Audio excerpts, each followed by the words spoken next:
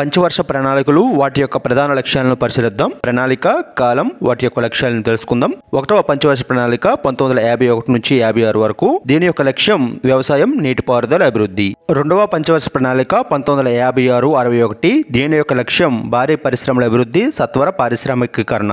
3వ పంచవర్ష ప్రణాళిక 1961-66. దీని యొక్క లక్ష్యం స్వయం సమృద్ధితో కూడిన వృద్ధి. 4వ పంచవర్ష ప్రణాళిక 1969-74. దీని యొక్క లక్ష్యం స్థిరత్వంతో కూడిన వృద్ధి, స్వావలంబన దిశగా పురోగతి. 5వ పంచవర్ష ప్రణాళిక 1974-79. దీని యొక్క లక్ష్యం పేదరిక నిర్మూలన, ఆర్థిక స్వావలంబన.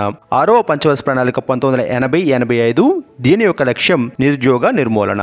7వ పంచవర్ష ప్రణాళిక 1985-90. దీని యొక్క లక్ష్యం ఆహార ఉత్పత్తి, ఉత్పాదక సామర్థ్యాన్ని పెంచడం. 8వ పంచవర్ష ప్రణాళిక 1992-97. దీని యొక్క లక్ష్యం మానవ వనరుల అభివృద్ధి. 9వ పంచవర్ష ప్రణాళిక 1997-2002. దీని యొక్క లక్ష్యం సమానత్వం, సాంఘిక న్యాయంతో కూడిన అభివృద్ధి. 10వ పంచవర్ష ప్రణాళిక 2002-2007. దీని యొక్క లక్ష్యం సమానత్వం, సాంఘిక న్యాయం, నాణ్యమైన మానవ వనరులను పెంచడం. 11వ పంచవర్ష ప్రణాళిక 2007-2012. దీని యొక్క లక్ష్యం సత్వర సమ్మిళిత వృద్ధి. 12వ పంచవర్ష ప్రణాళిక 2012-2017. ఇది ఆఖరి పంచవర్ష ప్రణాళిక. దీని యొక్క లక్ష్యం సత్వర, సుస్థిర, మరింత సమ్మిళిత వృద్ధి. ఓకేనా?